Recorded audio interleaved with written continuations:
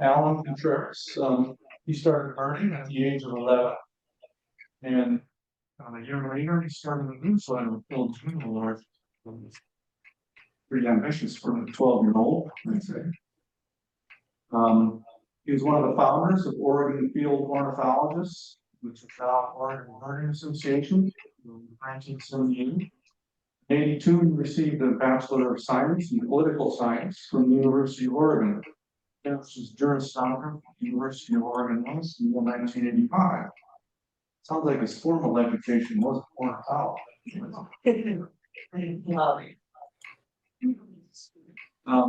Was head of the Oregon office of tree authorization from 1999 until 2001. He spent 3 years working in Missouri coordinating work for higher education, 4 years at the University of Oregon, 6 years with Oregon Community College Association. Throughout this time, Alan authored several books and books. Alan authored several books. And the book of poetry was one of its appeared in the Gay and Lesbian Review Worldwide, the American Birding Association's North American Birds, the Chronicle of Higher Education, and Change, the magazine of higher education for higher learning. Alan is also the mentor to renowned birder Noah Stryker when Stryker was a teenager. With that, I'll pass it on to Alan.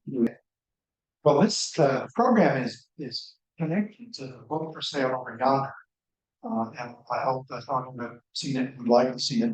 It was prepared by a great number of people, and it was a wonderful project. But when we were looking for a cover for the book, and what the symbol of the history of Oregon ornithology, we had about 8 or 9 images to choose from. We ended up using this painting by Jan Janosik from Hubbard, because it's sort of a lower Columbia Valley with mountains in the background, as an early white explorer would have seen it.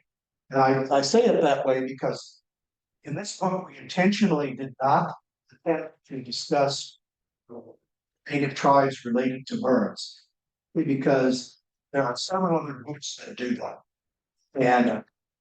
And also because it's an enormous topic, and there was a question of space. I should mention that this book is one of 2 that OSU Press was doing at about the same time. The other one was done by Sue Haig, and it has a lot of information. It kind of picks up where we stop. This history is basically everything from about Lewis and Clark in the 1950s in terms of professional ornithology, museum ornithology, and then at the point we diverge out, talked about birding as we know it came to be, what it is, what it does, and Sue's book branched in the other direction and covers modern conservation work in the universities, things of that nature. So this is one half of that project. Sue will probably be coming around to talk to you folks at some point as well. So that was what I'm going to cover tonight, and that book covers as well. Okay, that's or maybe just try some. Maybe the thingy over here. Little trick.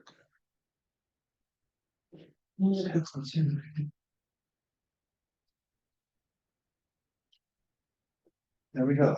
Now, here's where we have to start.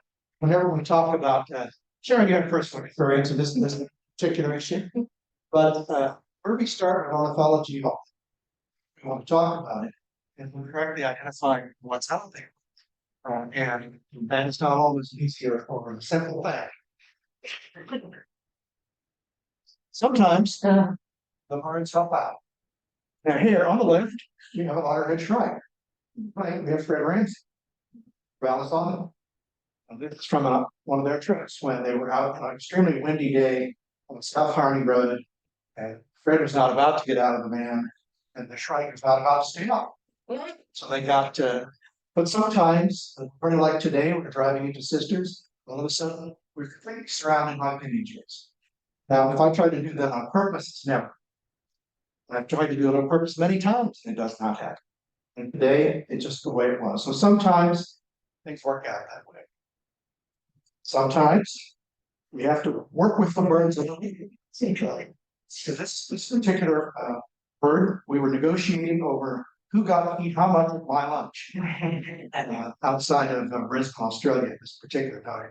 But this very day up on Mackenzie Pass, Ty Matthias and I made the mistake of opening the car doors. When we had our lunch, never in my life seen a bunch of Canada Jays. This way, it lands on my hand, and I fight it for my sandwich, so I hold it while it's landing on my other hand, trying to figure out what's there. And I look the other way, and it goes in the car. And there's 6 of them. So, and they're landing on Ty's head. They're on me, however I move. So there are times when you just have to work these things out. Ornithology is a broad spectrum of activity. And sometimes we come across some very unusual collections of birds.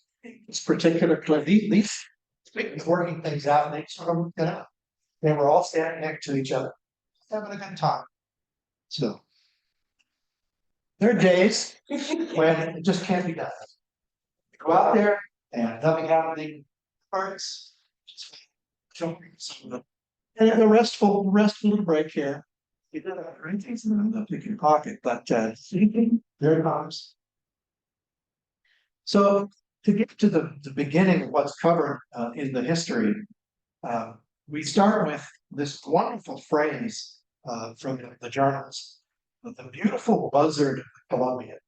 Now, there's only one time I've ever heard anywhere where it's beautiful and buzzard were used in the same sentence for any purpose. So, but in the journals of the expedition, this really good illustration of a head appears, and that's kind of where we think of Oregon bird information as we know it today began. Because as you go through those journals, you will see lists of birds that you can actually figure out what they're looking at. Different kinds of geese, we now call Pacific wren, a few other things appear in there, and they appear in such a way that you know what they're talking. And that's how I think of ornithology as not just the observation of birds, but the organized study of birds. So that's why we started at that point. And when you get tired of the beautiful buzzard, you can use the much more attractive warble. I think at the end of May. Do I need to admit this? Yeah, just go ahead and click on it. Okay. So there you go. Well then. I like if I didn't do that as lobbyists lost. Yeah. This is by Ty Estes' picture. He's right back there. John Kirk Townsend came out of Philadelphia, and he came out on an expedition not too long after Lewis Clark. And what was the first person to really be focused on birds? It's his job in the expedition he was in, which included Nuttall and some other well-known folks. He did have some strange experiences in his bird collecting and studying that trip. He went out looking for food one day and came back to discover that Nuttall and his companion were just finishing eating one of the instruments that Townsend collected that. Well, I think Townsend was most surprised to discover that the bird they were eating was an owl. So one day, some of you try to try it out. So Townsend ended up with a next level of detail about 30 some odd species. The first person to report, and like that time we called down solitaire, warbler, and also some small mammals. So this was a sort of universal operation at that time. He was mostly a bird guy on that expedition. Later in the 1800s came Charles Bendire, who began life as Karl Bender from Germany, came to this country with his brother, and ended up in the U.S. Army Medical Corps. doing various things. And at one point, was assigned to Camp Harney, not long after it was built. But Camp Harney is now, it's private land now, and it's basically what 4 or 5 miles northeast of Harness. It's kind of out in the, it's for 5 and 20 split, it's kind of out in that area. And Mendler focused a lot on eggs. He also has really excellent reports. And I'm not with me tonight, the original 1870s, 1880s publication of those. They're in that 3-ring binder. You're welcome to look at them afterwards if you want to see kind of how that material was presented in fine. So that's what Mendler was doing. He was also the first person to take extensive notes and make extensive reports from Malheur Lake, and also that general region, particularly Malheur Lake in the marshes. Some of the earliest records of information we have. That whole chapter in the book on his work, which is really quite. Was the collection named after him? Yes. He also worked for a time in Arizona, also in eastern Washington. I don't remember a whole lot more about where he was assigned. And eventually in Washington, D.C., which is where he worked on that monumental 2-volume book, mostly on eggs in North American birds. In Western Oregon, in the 1890s, there was a kid bird. Arthur Pope, at age 17, decided that the state of Oregon needed better bird lists. So he started recruiting his friends. And they got together and created this bird club in Portland. And they produced what you see here, the Oregon Naturalist. And there are a couple of original printings of the Oregon Naturalist also back here for you folks to look at if you want to. Really, really quite an amazing period piece. The group of people that got together in Portland included a couple of other teenagers named William L. Finley and Herman Bolin. They were all from age 17. I think the oldest was 20. And they started doing all this work on checklists of Oregon birds. And some of that, I'm not sure if I have that particular issue back here, but you can kind of see what they were up to. Arthur Pope died from tuberculosis, I think at the age of 20 or 21.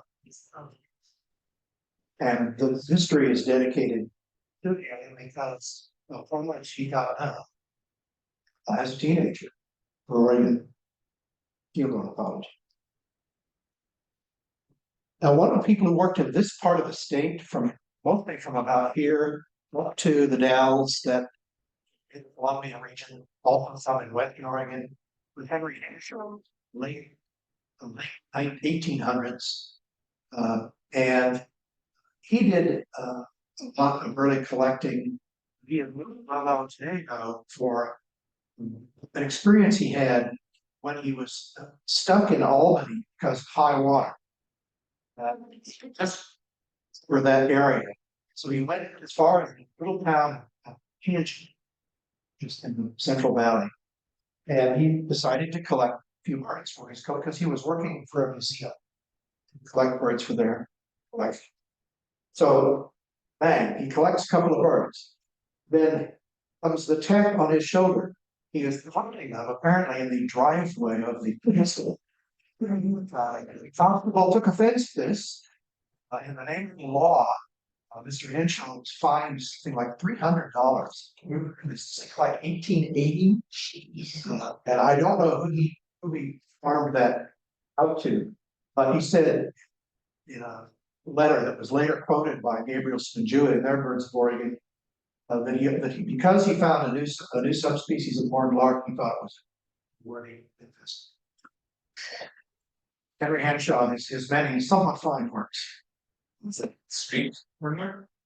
So I assume so because of the location, but I don't know. I'd actually have to see what time of year. There's so many subspecies. Yes. So Well, and even now there are quite a few. If it was breeding season, I would think yes. If it wasn't, there could be 2 or 3 forms in the valley. I never thought of that, looking that up. I'm gonna assign that task to Ty Jeski. So I report back to you later in the season. Thanks, Dick Tracy, wants to know about. Great truths. So that's Henry Henshaw, his various activities. One of the other early bird collectors, a guy named Robert Dowell, who operated out of the Florence area in Mercer Lake. He ran a dairy on the backside of Mercer Lake for a long time. But he began his time in that area as one of the young lighthouse keepers. At first at the Umpqua Light, and then later on at the light at Heceta Head. And while he was at the Umpqua Light, he met a nice young woman named Mary Hefty. And when he got up to Heceta Light, he stayed in touch with Mary.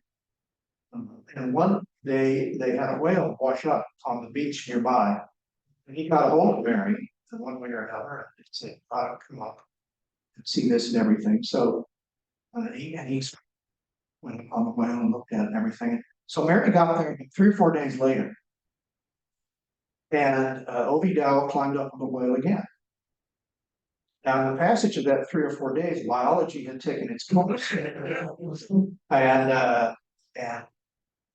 O.V. Dowell sank into the whale, smoothly up to his keister. That's the only thing he ever heard from Ronald Reagan was thank you for keister. And I'm pretty sure that's what it was. So there he is. Mary is on the beach. He's in the whale. And so what did Mary do? Mary crawled up on the whale, hauled him out. And I can imagine them standing on the beach afterwards and looking at each other, covered with well, and he is looking at her, thinking, this gorgeous young woman just hauled me out of a rotten whale, and she's still here. I'd marry her right away. Mary is looking at O.V. Dowell, thinking, I just hauled this doofus out of rotten whale. Marriage be worse. They were married, I think, over 50 years. Their kids stayed in the area. One of their kids was a Coast Guard guy mid-century out of Newport. But O.V. Dowell became one of the best collectors of birds in terms of building collections that went to museums and schools and things eventually in the West. And came to the attention of Stan Jewett, who wrote The Birds of Oregon in the early part of the century, and was considered just incredibly fabulous. And here, what you see here, in part of the collection that he made, but which Mary helped maintain. And to this day, I think that she learned so much in that one moment with the whale about how to deal with dead things. That became a fabulous collection of birds. Eventually, this collection was donated to Siuslaw High School, stayed there for about 7 years, then went on to it's part of the Oregon State University collection.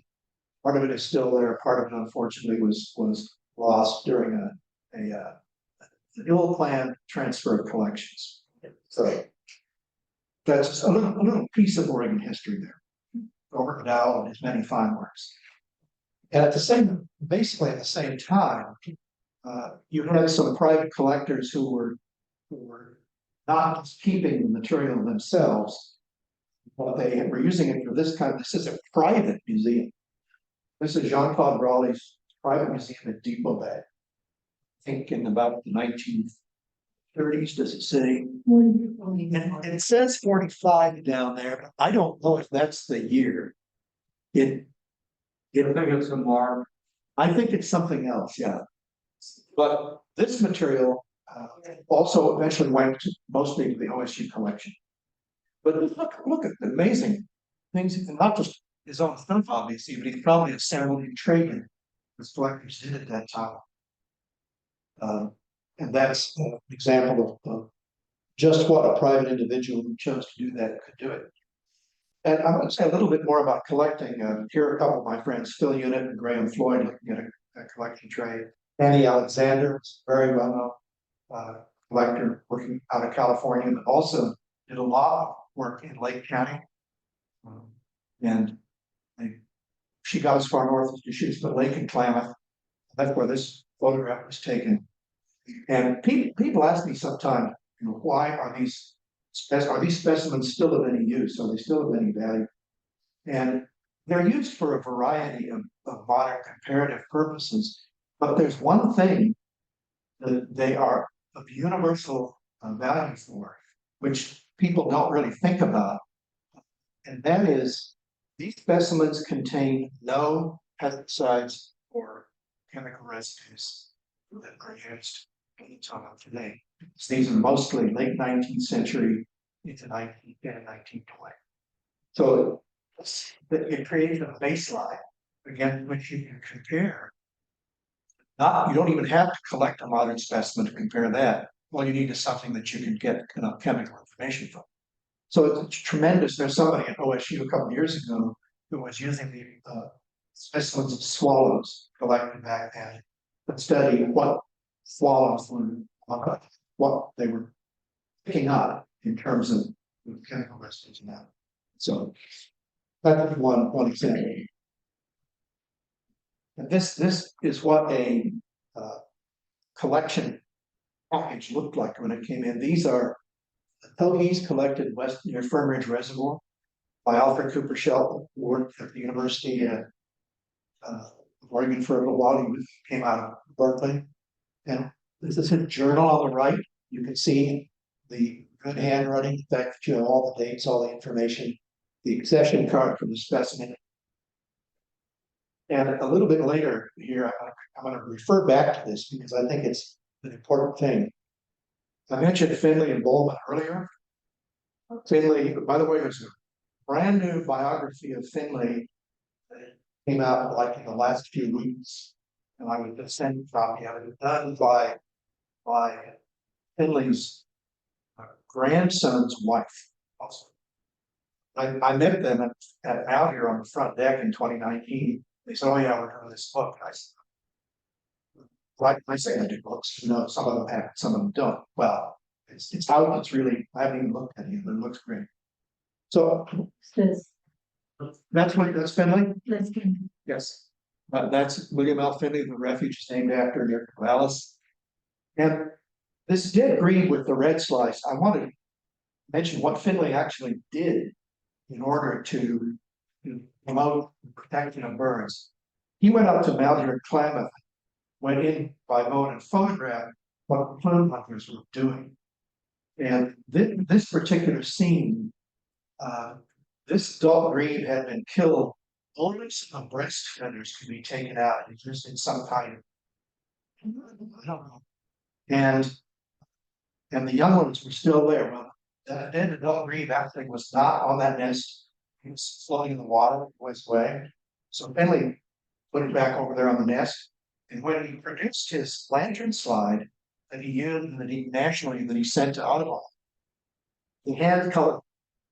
This is not his, this is mine. That's kind of what he did. He put in red dripping blood. It worked. I mean, he was a presenter and trying to get things done. So this is my homage to William L. Finley. They also, this is a staged photo. Now, this is Finley's wife, Irene Barnhart Finley, who was a very fine nature writer in her own right and photographer. Here, she's carrying a box of glass photo plates in a backpack. This rock in her 1920s outdoor outfit. Well, you can't believe she's actually going somewhere up that rock, that box of glass plates. But this is the kind of thing they did in order to show how their work happened. And the picture of the guys in the water is the same way. I don't have a pointer here, but the guys in the water are Finley, Bowman, and one of their colleagues. If Bowman's the last in line with the big box over his shoulder, his right hand is actually pulling on a string that is taking photographs. This was not taken by a fourth person. This is Ullman, playing Baldwin. He was the technical guy. Finley Baldwin. He was also, by the way, a superb painter, landscape. So his work is in museums and private collections for Portland. So this is, then they're going out to photograph a red-tailed hawk's nest, but they want to be able to show people exactly how they did it. So they pose, and the camera here is a monster camera sitting on a tripod, weighing who knows how much. And here's Baldwin. I did this lots and lots of times. Alfred Cooper Shelton, I mentioned earlier. This is Shelton at the University of Oregon Museum. University of Oregon Museum, some other interesting people work there. And Norton, very famous urban artist, worked a lot in Oklahoma. Lived in Eugene when he was a kid. And he was like 12 or 13 and he volunteered to help sort out these collections in the museum. And the museum said, fine. And he did that up until the day that he was caught sliding down all the banisters in that building with his friends, at which point the security guard said, you never know, ornithological contributions. This photograph is not very good, but I want to tell you who's in it and what they did. This was taken near Frog Camp, up near the Three Sisters. And these people that are in there, Stan Jewett, co-author of Birds of Oregon 1940, and also of Birds of Washington State. Alex Walker, who created the Pioneer Museum in Tillamook, and all the bird collections are in Tillamook, if you've ever been and seen those. Next to him is Vernon Bailey with a great big sort of cup pant thing that's curved up. Vernon Bailey, author of Mammals and Life Zones of Oregon, husband of ornithologist Florence Marion Bailey, that we'll get back to. Goldman had worked in Mexico. Shelton is the little guy with the floppy little cap there. Morton Peck became professor of botany at Willamette University. Don Lansfield, I don't remember what happened to him. This is Bruce Horsfall, one of the greatest bird artists of the early 20th century. And I'm going to show you a couple of his things a little later. All of these guys, oh, and there's the dog, along with the packing guy. All these guys were up there working on the same stuff in the same area as sort of a field trip. And you just think of what tremendous careers they had in that process. And here they all are all in one place. On the back table there, right in front of Matthias, is a big green book, which Matthias is about to hold up. The green book, yeah. That was the first ornithology text used in Oregon. It was assembled in 1917. That's an original from 1917. There's a page from it shown here on the left. There's like 300 illustrations in there, all of which are hand tipped in. They're all hand mounted in pages. The guy on the left here, Hubert Prescott, was everything. Right after that, on the right is John Bovard, who's professor. Everybody says he's holding an iPhone. It's not. It's the T20. It's Android. It's an older, less superior technology. John Bovard was the professor, which class that book was made. And it was also used as a correspondence course. It was available all over the state.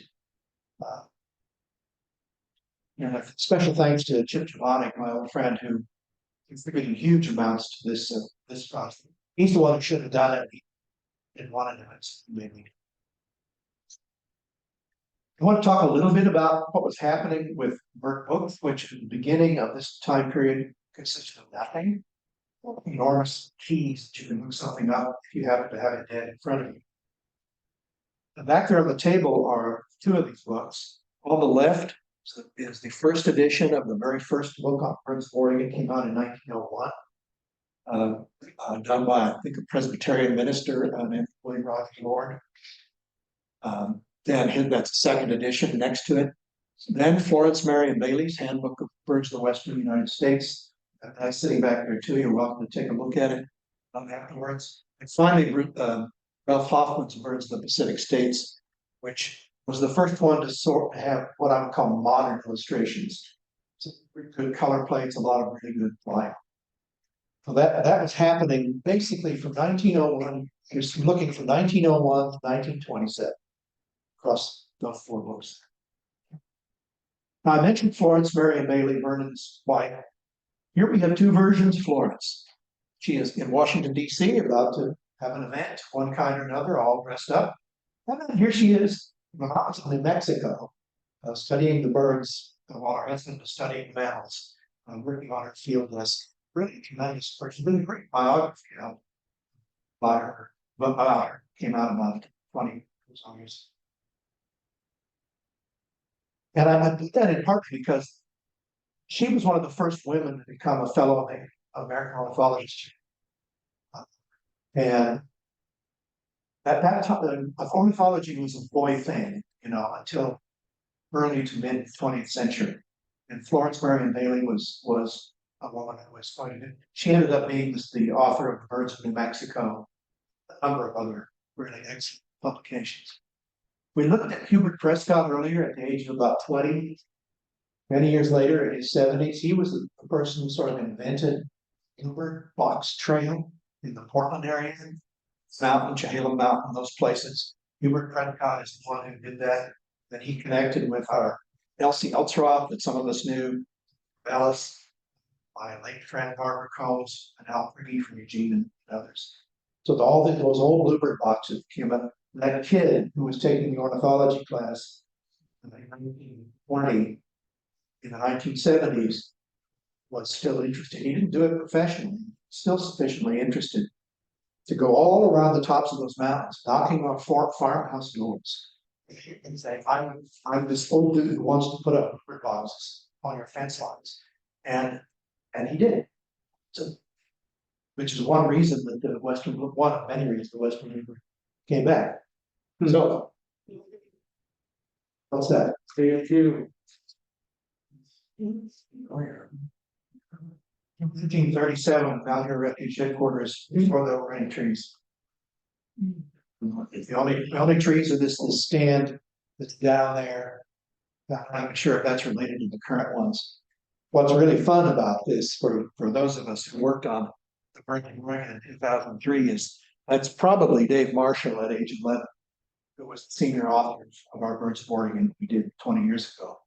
Dave was on that trip, and he isn't absolutely sure that it's him, but he thought it was him. And he's gone now, so we can't sure. But that's anybody who had any recollection of the event said, yeah, that's probably.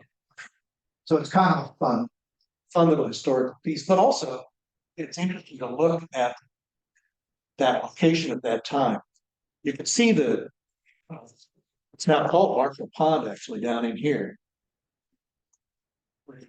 What's interesting is at this time it was spring fed and existed as it had for a long time, and it was for decades and decades and decades. Those springs stopped flowing about 4 years. Well, did they plant the trees at the same time? A lot of the plantings were done. Well, a lot of the smaller stuff was done by Florence Scharf, John Scharf's wife. All of the stuff that's along the stone walls. I assume those cottonwoods have got to have been planted about then, given their age now.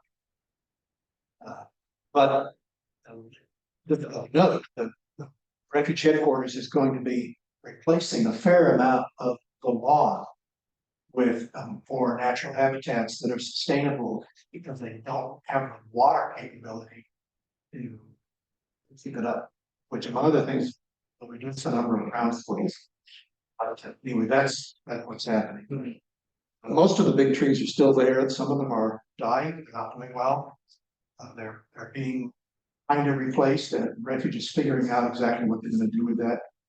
The Friends of Valley is working on that project as well. So probably one of the most important ones for the next 5 or 10 years or so. A lot of cottonwoods are becoming pretty darn dangerous. I've been standing there when I'm like a 7-inch limb came down and landed in the gravel road. Bang. That's just not okay. So you're going to see more or trimming or change like that. You're not gonna see that. But change happens. Now, was the, so Sharp residence, what's headquarters now, was that solely a residence then, or were there Well, offices? at that time, I first went there in summer of 69 or 70. And at that time, he still lived and like 72 or 3. And that the front of the building, oops, you can see the front of the building at that time did have a sort of entrance thing. The deck wasn't there, but that extension on the front there is identical. That's what's there today. What I don't remember is what was in there. If you've ever been in the basement of that building, it looks like a old farmhouse place, but it's pretty good. Where the crane's nest stories, that was a residence for a while. Was it a residence? Yeah, the assistant manager lived in. Okay. Then it was meeting rooms for a long time. Alice? And has a museum not been built? The museum had not been built. It was built, Oh. I don't think the museum was built till the 50s, but I could be wrong. I should have looked in the wonderful history of the refuge. There is a great book on the history of Valley, that information is in. So anyway, this is just kind of, I love this set of images. I mentioned Alex Walker, again, I spent a lot of time on him. This is what here he's actually collecting mud prints. This is kind of what a field collector's starts out looked like at that time. I got to meet him shortly after my 13th birthday. He signed my copy of his first Sullivan County. I managed lots of those over the years. We talked a little bit about Florence Marion Bailey. There have been young women active in Oregon, in early Oregon. Mary Raker, maybe one of the most well-known at that time. She had her own Christmas count team in Portland. She was trying to be called on as a teenager by local people to help identify birds at their feeders. One day somebody had a common myna, and Mary Raker figured out what it was. And Stan Jewett, excuse me, I think it was Gabriel, said, I'm gonna go take a look at this bird. And she was right, because it was a common, nobody had ever seen a common myna. So Gabrielson thought well of her work, and she ended up very active with Portland Audubon for a long time. I ended up marrying a guy from Portland and staying in that area. The problem, the images of Mary Raker here. By the time you get to the middle of the 20th century, you were seeing more women in the classes. This is the Nature Club at Eastern Oregon. At that time, would have been Eastern Oregon College or State College. Mid-century, Charles Quaintance, the professor, I think, found the first or second European starling a long time back, as well as cuckoos and other things.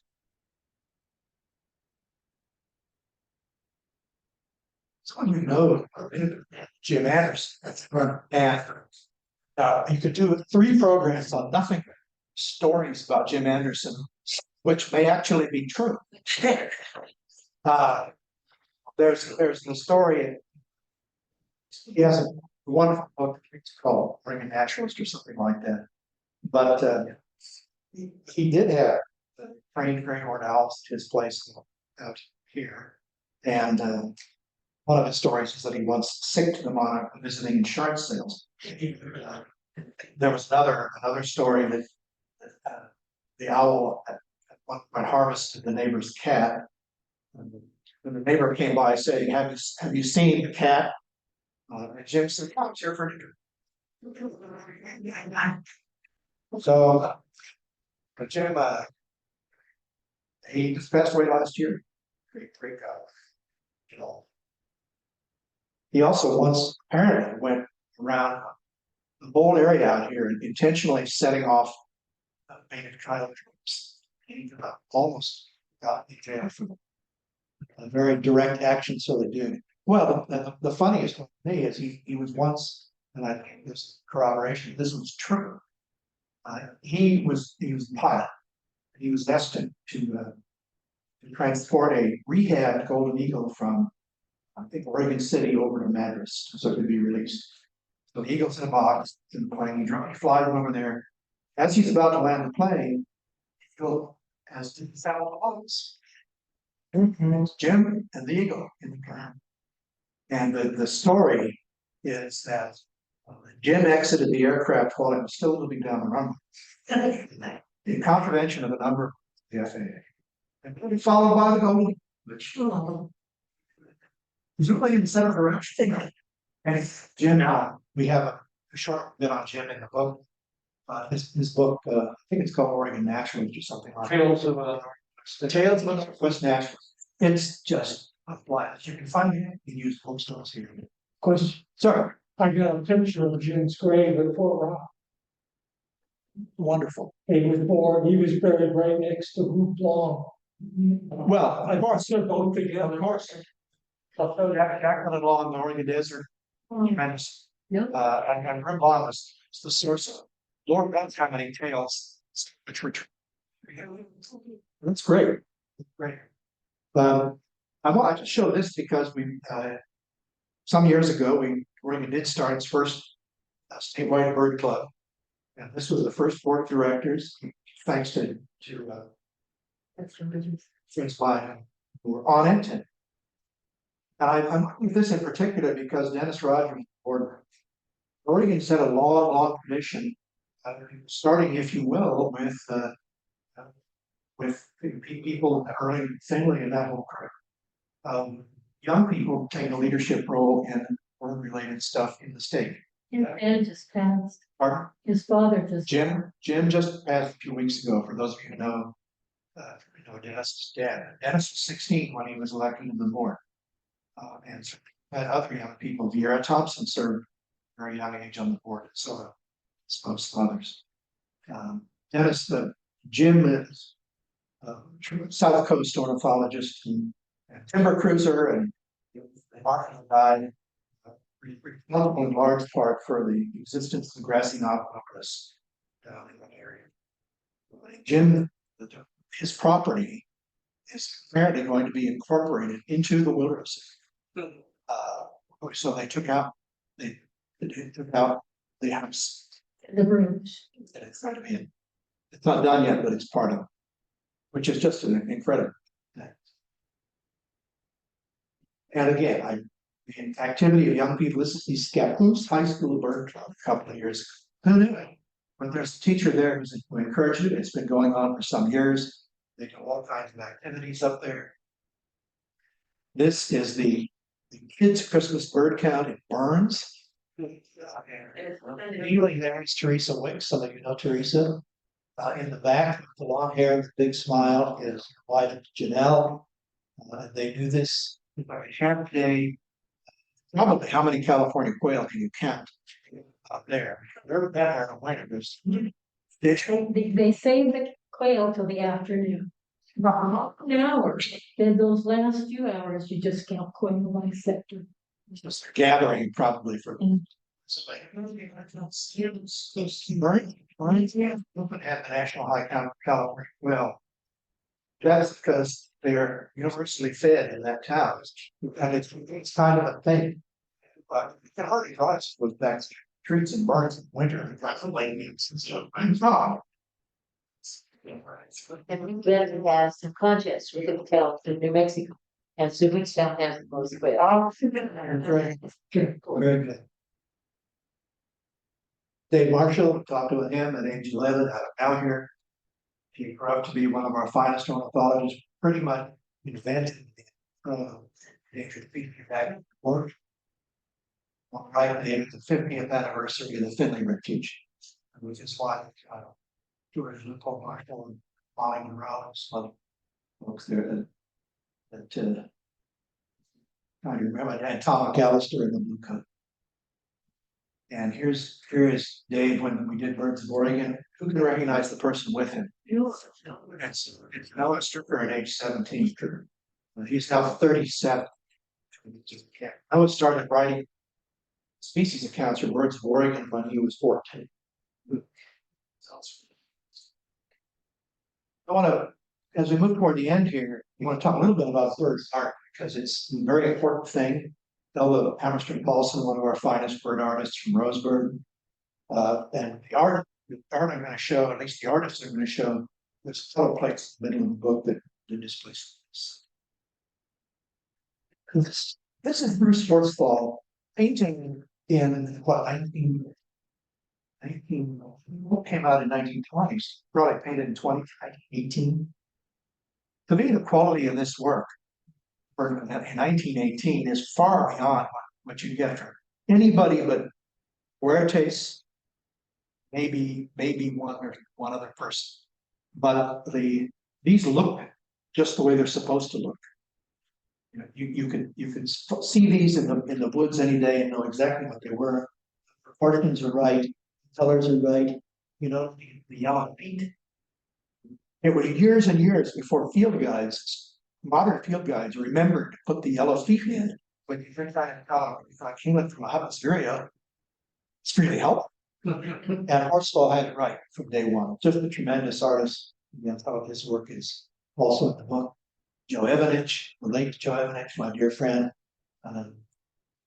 died on his 33rd birthday during the AIDS epidemic. One of the best sketch artists we've had in a long time. Certainly at the same level as Down, some people like that.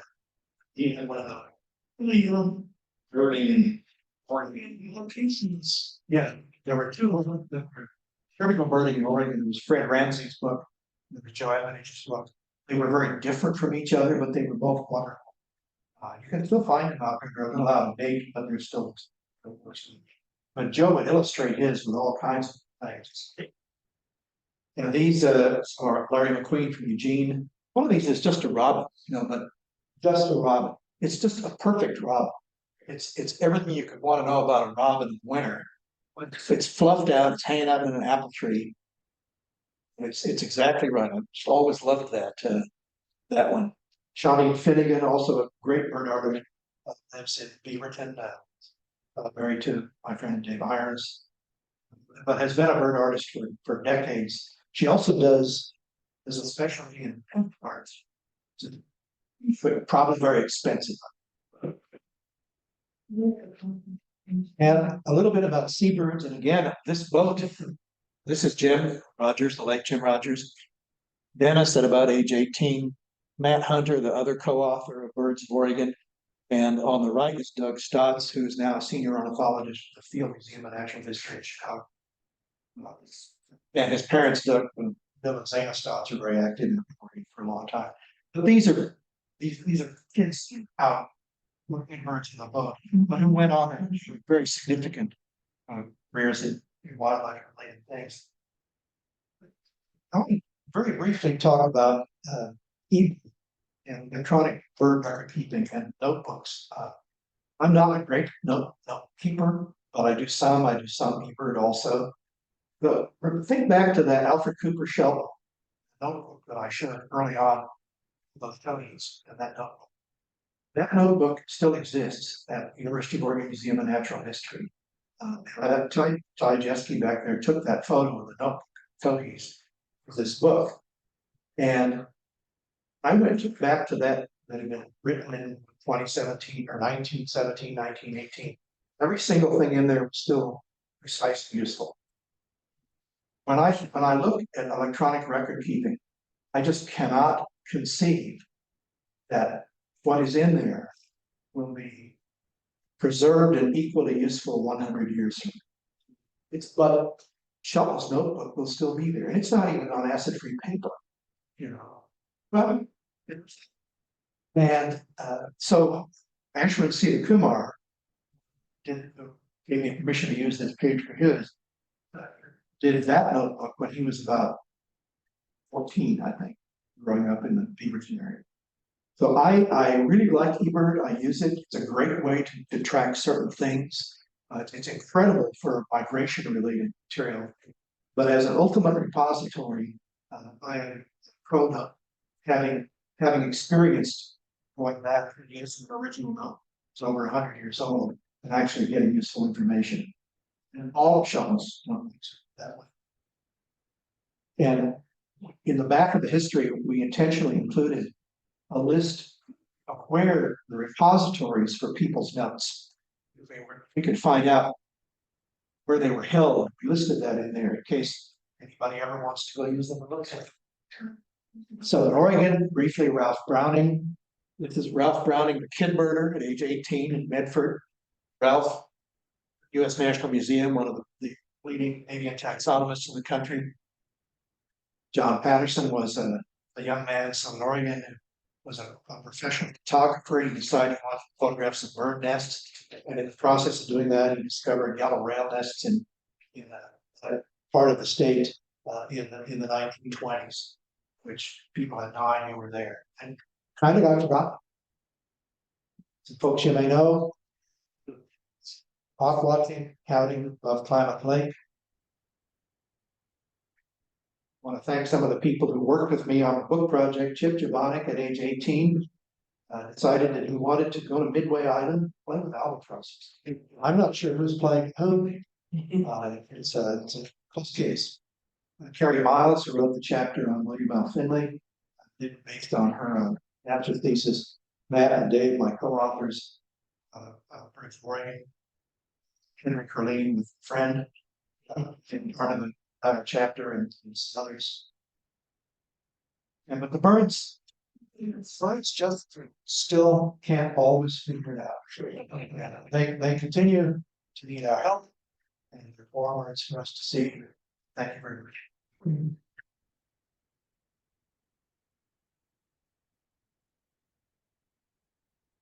I'm happy to answer questions, bearing in mind that we are driving to the Malheur Field Station after this meeting. Oh,